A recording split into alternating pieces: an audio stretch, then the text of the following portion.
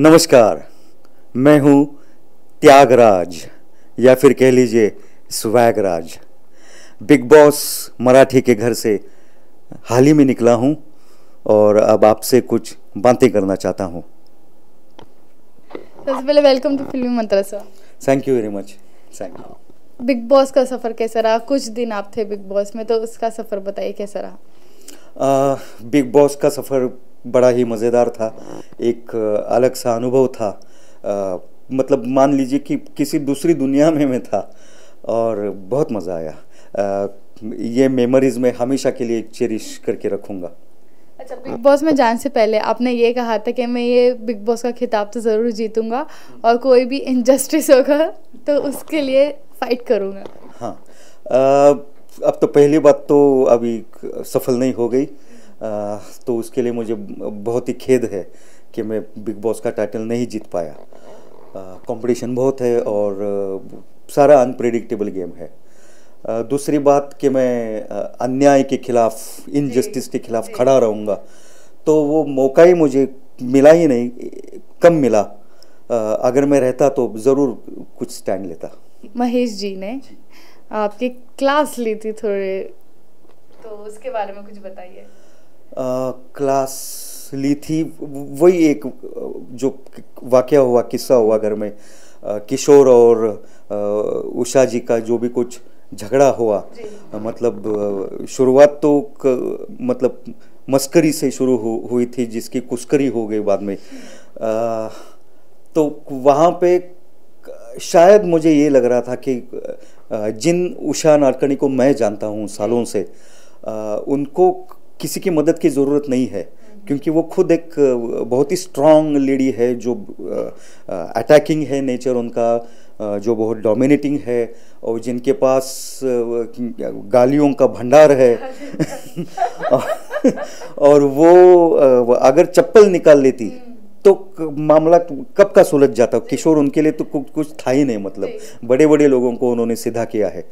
लेकिन न जाने क्यों, जो हमेशा महेश जी भी कहते कि उषा तय तुमची तलवार कुठे आहे, आपने कहाँ पे छुपा के रखी है। मुझे उस दिन लग रहा था कि अब तो तलवार निकलेगी बाहर और वो खात्मा कर देगी किशोर का, लेकिन तलवार तो निकली नहीं। और तलवार निकलने के चक्कर में मैंने कुछ स्टैंड नहीं लिया और फिर मेरी स्कूल लग गई। अच्छा, अगर हम बात करें बिग बॉस के घर की, तो हम ये समझें कि बिग बॉस के घर में जितने भी लोग हैं, सब जो भी रिलेशंस बनाते हैं, चाहे वो कोई भी रिलेशन क्यों ना हो, रेशम हो, राजेश हो, या फिर कोई भी क्यों ना, भाई बहन का रिश्ता, सब गेम प्लान के लिए होता है, जीतने के लिए होता है। हाँ, बिल्कुल जीतने के लिए होता है। क्योंकि वहाँ पे हर सदस्य ये जानता है कि आखिर में उसी को जीतना है और एक ही कोई जीतेगा। तो हर कोई अपनी अपनी सोचता है और वहाँ पे रहने के लिए या फिर टीआरपी के लिए या फिर कैमरा में आने के लिए कुछ रिश्ते जोड़ लेते हैं, जो कि पूरी तरह झूठ मूठ के है। अच्छा, तो हम ये मतलब समझे कि जो भी दिखाया जाता है प्यार और वो सब सिर्फ ऑन स्क्रीन रहता है, राइट? हाँ, बिल्कुल।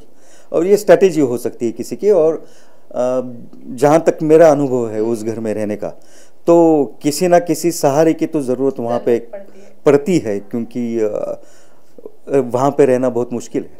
अच्छा, अगर हम बात करें ग्रुप्स में बटा हुआ है बिग बॉस का घर, तो आप रेशम के ग्रुप में थे, या फिर हम यूँ समझे कि आप मेघा या साई को नहीं पसंद करते थे? पसंद तो मैं उनको करता था, लेकिन उनके ग्रुप में नो एंट्री का बोर्ड लगा हुआ है। वो थोड़ी सी अनरीचेबल, अनअप्रोचेबल है, क्योंकि वो पूरा दिन लड़कियों के बेडरूम में बैठी रहती है। वहाँ पे उनकी कुछ स्ट्रैटेजी और प्लानिंग और ये सब कूटनीति चलती रहती है। तो एक लड़के के लिए बार बार उधर जाके बैठना और उनके साथ बातें करना, ये थोड़ा सा ऑकवर्ड फील हुआ मुझे। तो मैंने कोशिश भी की उनके साथ दोस्ती करने की, लेकिन उनसे तो बात ही नहीं हो पाती थी। और यहाँ बॉयज़ के रूम में रेशम बॉयज़ के बेडरूम में सोती है। तो उससे और जितने भी दूसरे लड़के हैं उनसे ज़्यादा रैपो हो गया, मेघा से कम हो गया, बस इतनी बात है। अच्छा, तो आपको क्या लगता है जो ग्रुपिज्म बना हुआ उसको लेकर अगर चलेंगे तो बिग बॉस का खिताब जीत सकता है कोई?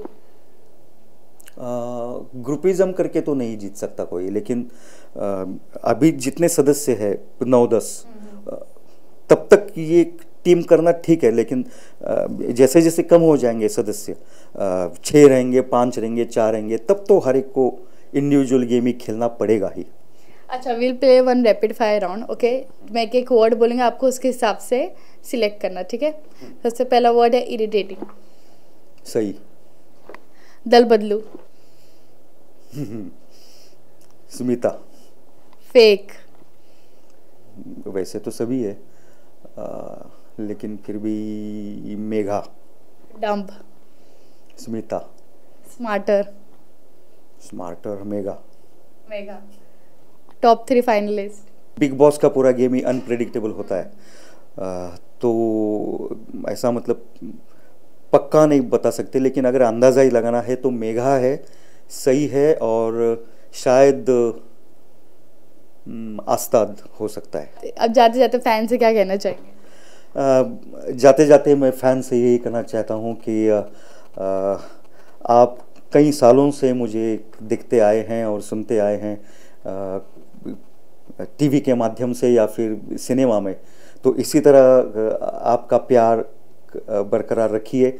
आपने जितना भी सपोर्ट किया बिग बॉस के घर में, मुझे जितना भी वोट किया, उसके लिए मैं आपका बहुत बहुत आभारी हूँ, और उम्मीद करता हूँ कि मैं आपको इसी तरह एंटरटेन करता रहूँ और आप इसी तरह से प्यार बरसाते रहें।